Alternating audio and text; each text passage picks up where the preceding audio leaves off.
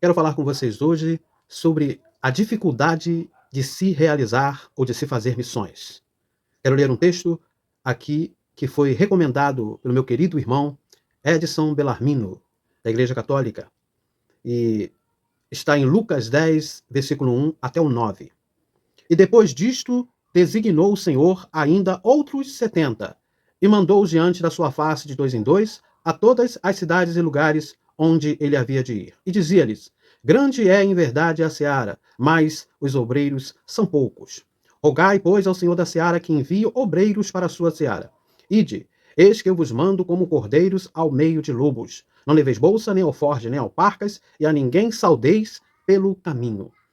E em qualquer casa onde entrardes, dizei primeiro: paz seja nesta casa. E se ali houver algum filho da paz, repousará sobre ele a vossa paz. E se não, voltará para vós. E ficai na mesma casa, comendo e bebendo do que eles tiverem, pois digno é o obreiro do seu salário. Não andeis de casa em casa. E em qualquer cidade em que entrardes e vos receberem, comei do que vos puserem diante. E curai os enfermos, que nela houver, e dizei-lhes: é chegado a vós o reino de Deus. Jesus, ele enviou, irmãos, 70 de seus discípulos. Em algumas traduções de manuscritos mais antigos, eles falam 72 pessoas ou 72 discípulos, mas isso não vem ao caso aqui.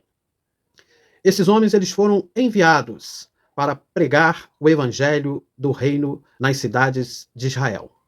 Saíam de dois em dois e foram orientados a seguir certos critérios em sua missão, que tinha um caráter de urgência em apresentar Jesus como Salvador e alcançar o pecador. Todos os discípulos, irmãos, envolvidos neste trabalho missionário, teriam que estar preparados para depender da ação do Espírito Santo e de Deus sobre suas vidas. Eles não podiam levar 2 sandálias, alimentos ou mesmo dinheiro.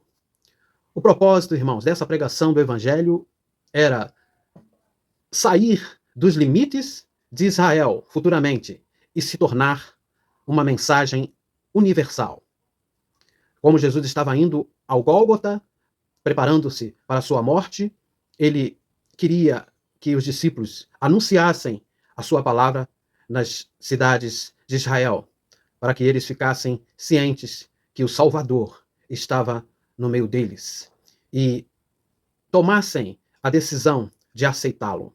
Os discípulos ali, eles estavam abrindo mão de todas as coisas, de todos os seus desejos, estavam abnegados de suas vontades pessoais. E esta situação, irmãos, nos ensina que isso está intimamente ligado à autoridade que tiveram em realizar os milagres em nome de Jesus.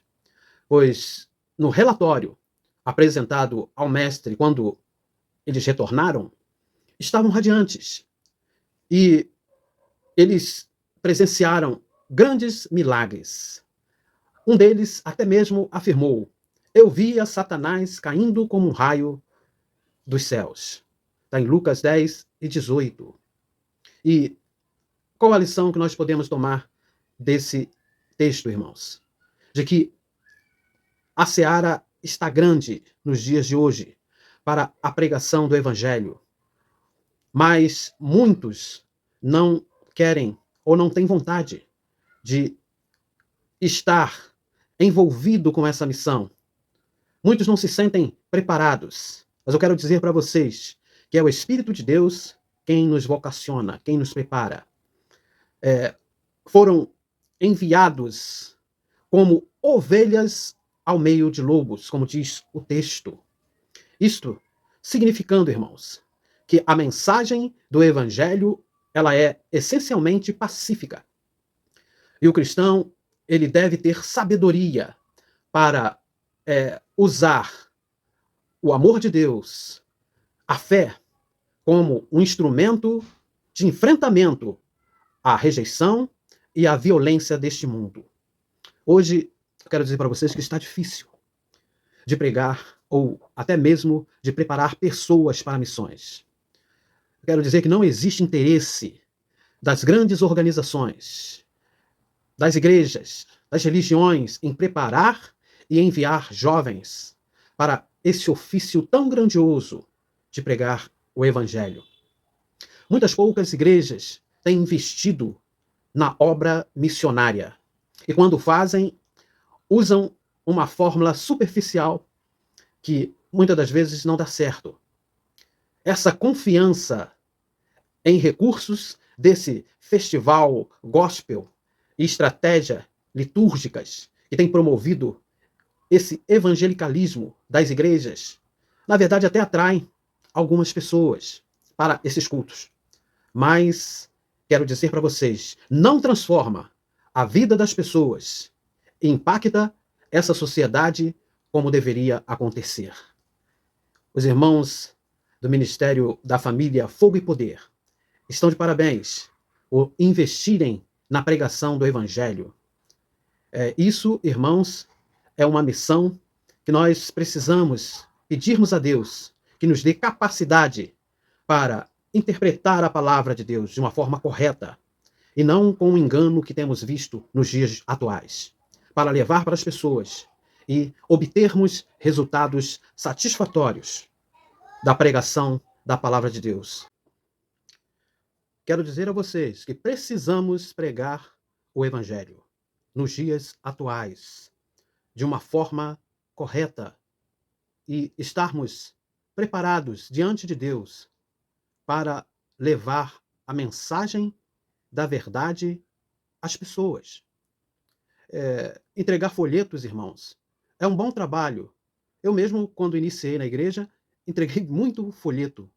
E, às vezes, muitas pessoas se convertem ao ler aquelas mensagens. Mas eu quero dizer a vocês que isso traz pouco resultado. É preciso retornar ao trabalho de ar livre, nas praças, como fazíamos antigamente.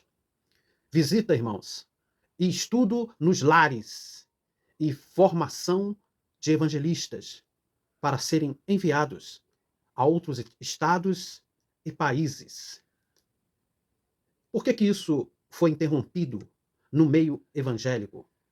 A gente não tem muita notícia de igrejas com essa visão evangelística de preparar os jovens para que eles possam estarem voltados a aprender a palavra de Deus e serem enviados a pregar esta palavra da verdade para as outras pessoas. Quero dizer para os irmãos também que a internet ela tem demonstrado ser uma grande bênção, um grande veículo para alcançar pessoas. Se você não souber fazer vídeos, faça áudios. Use desse potencial que está dentro de você. Tem gente postando um monte de besteira na internet, coisas que não têm valor nenhum. E você tem o conhecimento da palavra de Deus, daquilo que o Espírito Santo tem realizado na sua vida. E você pode testemunhar, você pode ensinar, você pode estar fazendo a obra missionária desta forma. Use essa ferramenta, irmãos, como uma oportunidade de propagação da verdade que Deus colocou dentro de você. O cristão, primordialmente, ele deve levar a mensagem de paz em um mundo de lobos ferozes. Homens violentos e escarnecedores. Essa é a realidade para quem deseja pregar o evangelho. Às vezes as pessoas querem pregar o evangelho na comodidade das suas igrejas, nos púlpitos, pregam para outros crentes e no final ficam fazendo apelos para um grupo de 3 ou 4 gatos pingados irem lá na frente. E muitas das vezes não há uma busca, uma interação com as pessoas que se convertem para visitá-los em suas casas, para instruí-los, para formá-los, discipulá-los na palavra de Deus. Isso é uma coisa que foi extinta dentro da igreja. E por isso que eu falo tanto em voltarmos às bases da igreja primitiva nesse sentido. Tem crentes que têm medo de sair para pregar o evangelho. Tem medo de expulsar demônios. Irmão, nós somos chamados para termos autoridade em nome de Jesus. E você precisa ter sabedoria da palavra de Deus, conhecimento das questões que envolvem, muitas das vezes, essas situações. Eu vi uma palavra de um pastor reconhecido, renomado, falando que um dia ele estava na igreja e foi chamado por uma pessoa para expulsar o demônio que estava atacando o seu filho, possuindo o seu filho. E aí, o pastor chamou um presbítero da igreja e foi até o local. Chegando lá, em meio àquela situação difícil, de o rapaz esperneando e jogando várias coisas para o alto e atingindo as pessoas, o pastor observou que aquilo não era demônio, mas sim uma rebeldia.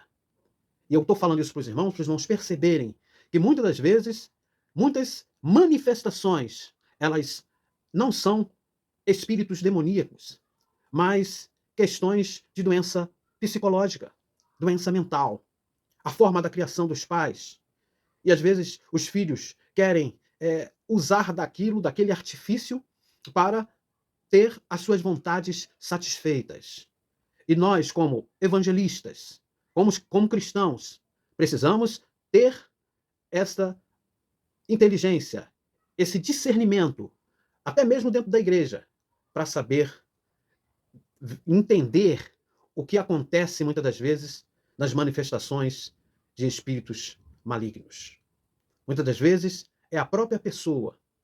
E quando aquele pastor viu essa situação, ele falou com o pai: esse menino não tem demônio, esse menino não está possuído. Ele precisa é que você o eduque, que você o corrija. E é assim, irmãos. Não tenha medo de pregar o evangelho, de sair em campo levando a mensagem de Deus. Porque Deus, ele dá a capacitação quando você demonstra o desejo. Agora, tem que estar abnegado de certas vontades, de certos desejos, como nós vimos aqui na instrução dos critérios que Jesus deu aos 70 discípulos. Nós precisamos, muitas das vezes, abrir mão de certas coisas que nos prejudicam espiritualmente para levarmos uma mensagem limpa para as pessoas, uma mensagem de representatividade do próprio Cristo e que envolva a vida das pessoas, para que elas possam ser impactadas, serem transformadas pelo poder que há em Cristo Jesus.